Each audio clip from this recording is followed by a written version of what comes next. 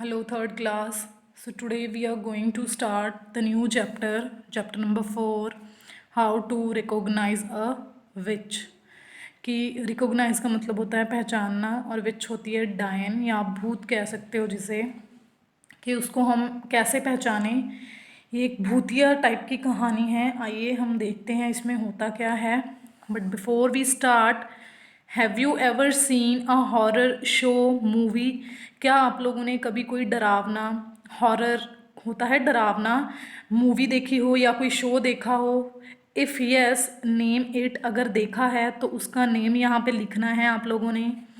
When a witch appears on the screen with her horrible screech, how did you feel then? Write about it. कि जब वो जो डायन होती है वो स्क्रीन पे आती है अपना डरावना चेहरा लेके, जब स्क्रीन पे आती है तो आपको कैसा लगता है, उसके बारे में आप लोगों ने यहाँ लिखना है। So it's for you, you have to do this. अगर आप लोगों ने कोई हॉरर मूवी देखी हो तो। Now let's read the story. क्या होती है? In the first place she said a real witch is a certain always to be wearing gloves when you meet her. कहते हैं कि जब पहली मीटिंग होती है या पहली जगह हम मिलते हैं तो जो असली जो डायन होती है उसके जो हाथों में ग्लव्स पहने होते हैं, मीन्स दस्ताने पहने होते हैं जब आप लोग उनसे मिलते हो। Surely not always, I said. लेकिन हर बार नहीं हो सकता कि उसके दस्ताने पहने हो, मैंने कहा। What about in the summer when it's hot? तो तब क्या होता है कि जब गर्मी होती है। Even in the summer my grand mother said, कि हाँ गर्मियों भी उसने पहने होते हैं, मेरी दादी माँ ने कहा।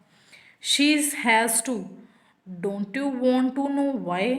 उसको पहनने ही पड़ते हैं, क्या तुम जानना नहीं चाहते क्यों पहनने पड़ते हैं? Why, I said.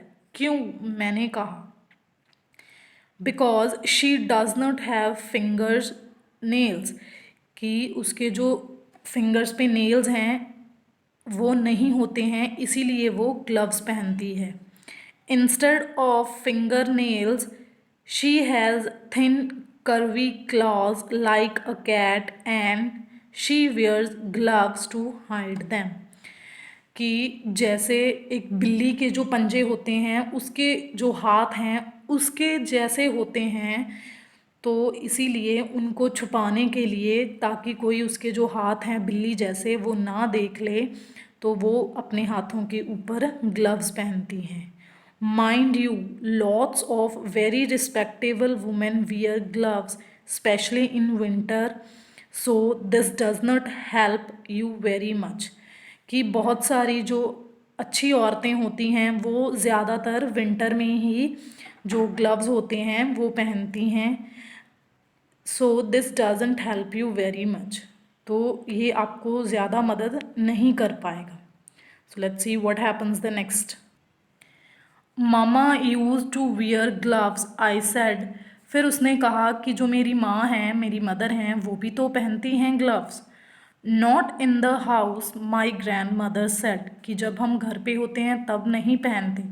Which is wear gloves even in the house, then only take off them off when they go to bed, कि जो डायन होती है वो तो हर वक्त पहन के रखती है, लेकिन जब वो सोने जाती है, बेड पे जाती है, तब वो उन ग्लव्स को उतार देती है। How do you know all this grand mamma? कि दादी मम्मा आपको ये सब कैसे पता है? डोंट इंटरप्ट, शी सेड, कि तुम बीच में बाधा मत डालो। Just take it in all in, कि तुम ये सारी बातें सुन लो मेरी, बीच में मत बोलो। The second thing to remember is that a real witch is always bad, कि जो असली डायन होती है वो हमेशा गंजी होती है। ये दूसरी बात है जो तुम्हें जाननी है, कि जो असली डायन होती है वो हमेशा गंजी होती है। Bald, I said. गंजी? Bald as a boiled egg, my grandmother said. जैसे उबला हुआ अंडा होता है, जो वो असली डायन होती है उसका सिर वैसा होता है। I was shocked, there was something indecent about a bad women, कि मैं बहुत हैरान था कि जो औरत गंजी होगी वो किस तरह की होगी, कितनी गंदी लग रही होगी। Why are they bald grand mamma, कि वो गंजी क्यों होती हैं दादी माँ। Next, don't ask me why she snapped, फिर दादी ने गुस्से से कहा कि मुझसे ये मत पूछो कि क्यों होती हैं वो। But you can take it from me that not a single hair grows on a witch's head, कि जो डायन होती है उसके सिर पे एक भी बाल नहीं होता, वो बिल्कुल गंजी होती है। हाउ हॉरिड, कि कितना गंदा लग रहा है। डिस्कस्टिंग माई ग्रैंड मदर सेड, कि बहुत ही गंदा होता है, फिर मेरी दादी माँ ने कहा। If she is bald she'll be easy to spot, I said, कि अगर वो गंजी होती है तो फिर तो उसे पहचानना बहुत ही आसान होगा। Not at all, my grandmother said, मेरी फिर दादी माँ ने कहा कि ये इतना भी आसान नहीं है जितना तुम कह रहे हो। A real witch always wears a wig to hide her baldness, तो उसकी दादी ने कहा कि इतना भी आसान नहीं है कि तुम पहचान लोगे कि ये डायन है, क्योंकि वो नकली बाल भी अपने सिर पे लगा सकती है अपने गंजेपन को छुपाने के लिए। She wears a first class wig, कि वो इतनी अच्छी विग पहनती है कि तुम पहचान भी नहीं सकोगे कि ये डायन है। And almost it is impossible to tell a really first class wig from ordinary hair unless you give a pull to see if it comes off, कि जब तक तुम उसे खींच के निकाल नहीं लेते तब तक हमें यह पता ही नहीं चलेगा कि उसके जो ये बाल हैं वो असली हैं या उसने नकली बाल डाले हुए हैं, कि हम विग डाली हुई है। Then that's what I have to do, I said, तो फिर मैं क्या करूं, फिर मैंने दोबारा से पूछा। Don't be foolish, my grandmother said, मूर्ख मत बनो मेरे बच्चे, मेरी दादी माँ ने कहा। You can't go round pulling at the hair of every lady you meet, कि तुम ये भी नहीं कर सकते कि तुम जो हर एक औरत को मिलो उसके जो बाल हैं तुम पकड़ के खींच दो। Even if she is wearing gloves, चाहे वो उसके ग्लव्स पहने हों या ना पहने हों। Just you try it and C what happens, तो एक बार तुम ट्राई करके देख लो अगर कुछ हो तो। So that doesn't help much either, I said, तो फिर इससे क्या मदद होगी, पता क्या चलेगा कि डायन कौन है। So this was the story, कि हम विच को कैसे पहचाने, डायन को कैसे पहचाने। It was just a story.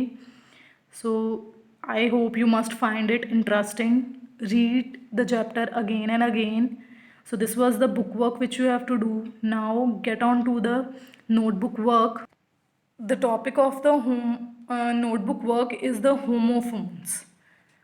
It's a grammar topic, so this you have to do on English Fair notebook, but grammar side, before starting you have to mention date and day, then write topic name homophones, then you have to write its definition, that homophones are the words which have same sound but different spelling and meaning. सबसे पहले homophones होता क्या है, homophones वो words होते हैं जिनके जो साउंड होती है वो बिल्कुल सेम होती है, प्रोनंसिएशन बिल्कुल सेम होती है, लेकिन उसके स्पेलिंग्स और उसका जो मीनिंग निकलता है वो बिल्कुल ही डिफरेंट होता है। होमो means same and phone means sound, कि जो उनकी साउंड है, आवाज़ है, वो बिल्कुल सेम होती है। Here are some examples.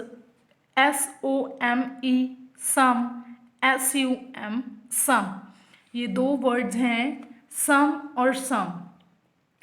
इस सम के जो स्पेलिंग्स हैं वो डिफरेंट हैं, इस सम के जो स्पेलिंग्स हैं वो डिफरेंट हैं। दोनों की जो आवाज़ है, जो साउंड निकल रही है वो बिल्कुल सेम है, बट जो इनका मीनिंग और स्पेलिंग है वो डिफरेंट है। सम का मीनिंग होता है कुछ, इस सम का, और इस सम का मीनिंग होता है जो हम मैथ्स में सम करते हैं या हम प्लस करते हैं तो उसको ये सम कह देते हैं।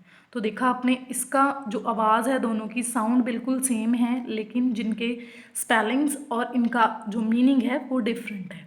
नेक्स्ट, सन एंड सन, ये सन सूरज वाला हो गया और ये सन बेटे वाला हो गया, लेकिन दोनों के जो साउंड है वो बिल्कुल सेम है, लेकिन स्पेलिंग और मीनिंग दोनों के क्या हैं, डिफरेंट है. So here are some fill in the blanks for you which you have to do. So let me clear out this to you. So first is I dash fruits. अब हमारे पास दो words हैं, that is 8 and 8. तो दोनों में से अब हम देखेंगे कि कौन सा इसका जो आंसर आएगा. एक 8 है खाना और एक 8 है काउंटिंग. तो आप फ्रूट्स की काउंटिंग करोगे या फ्रूट्स को खाओगे. So it's answer is 8. इसका आंसर मीनिंग होता है खाना और इसका वो जो काउंटिंग वाला 8 है. अगर हम इसमें पहले ये वाला फिल करके देखें, आई एट फ्रूट्स, मैंने फ्रूट्स खाए, तो ये बिल्कुल सही सेंटेंस हो गया. अगर हम दूसरे वाला 8 यूज़ करें, आई एट फ्रूट्स, मैं फ्रूट्स 8, तो ये कोई मीनिंग नहीं हुआ. सो आप लोगों ने दो दो ऑप्शंस दिए हैं आप लोगों को हर एक फिलअप में. So you have to just check out which is the correct answer and then fill in the blanks. So this was your notebook work which you have to do on your English fair notebook but grammar side. Thank you.